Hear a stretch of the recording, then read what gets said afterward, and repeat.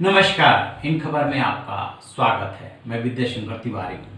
Corona के कहर ने तिहाड़ के 3000 कैदियों को बहुत बड़ा गिफ्ट दिया है, रिलीफ दिया है और अब वो जेल के सलाखों से निकल करके खुली हवा में सांस लेंगे। जेल प्रशासन उनको रिहा करने जा रहा है।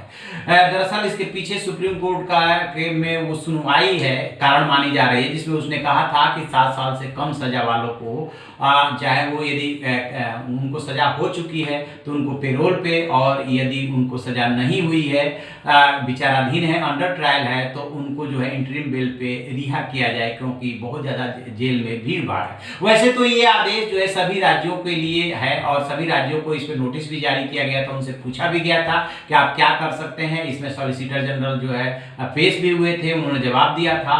बट अब ये सवाल उठ रहा है कि अभी 2 दिन पहले जो निर्भया के दोषियों को फांसी हुई है, यदि वो जिंदा होते तो क्या उन्हें भी इस आदेश का फायदा मिलता?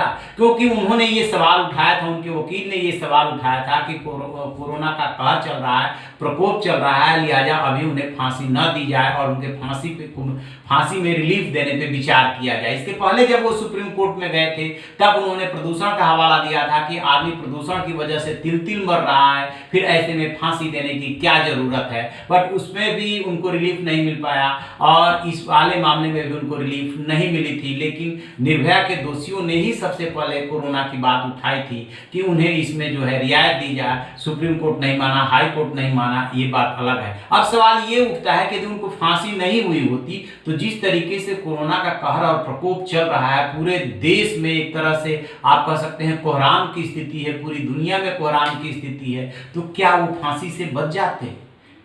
तो लोग इस पे सवाल उठा रहे हैं। उनके जो मानते हैं कि सिर्फ गरीबों को सजा होती है, वो लोग भी उस समय भी सवाल पूछ रहे थे और इस समय भी सवाल पूछ रहे हैं। हालांकि एक विचारधारा ये भी कहती है कि गरीब हो या अमीर, जो अपराध करेगा उसको कानून के मुताबिक सजा मिलेगी। बट इसका जवाब ये है कि चूंकि उन्होंने ये सवाल उठाया था और अभी तिहाड़ जेल प्रशासन ने 3000 कैदियों को रिहा करने का फैसला लिया है, इसलिए ये बहस तो बनती है कि क्या वो बच जाते। तो इसका जवाब ये है कि चूंकि 7 साल उसमें अभी क्लियर कट ये बात नहीं आई है कि वो 3000 जो कैदी रिहा करने जा रहे हैं उसमें 7 साल वाले ही हैं सिर्फ, लेकिन सुप्रीम कोर्ट के सामने सिर्फ 7 साल वाली बात आई थी। सुप्रीम कोर्ट ने 7 साल वालों के लिए ही ये बात कही थी।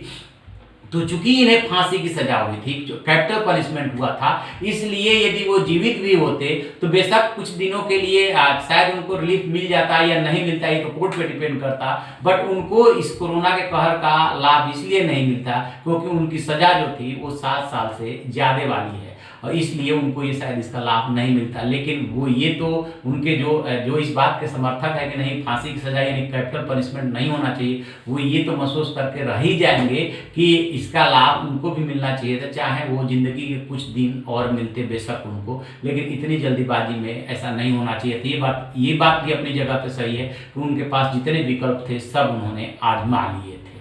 तो आप ऐसी खबरों के लिए देखते रहिए हमारा डिजिटल चैनल इन खबर। इन खबर चैनल को सब्सक्राइब करें और बेल आइकन दबाना ना भूलें।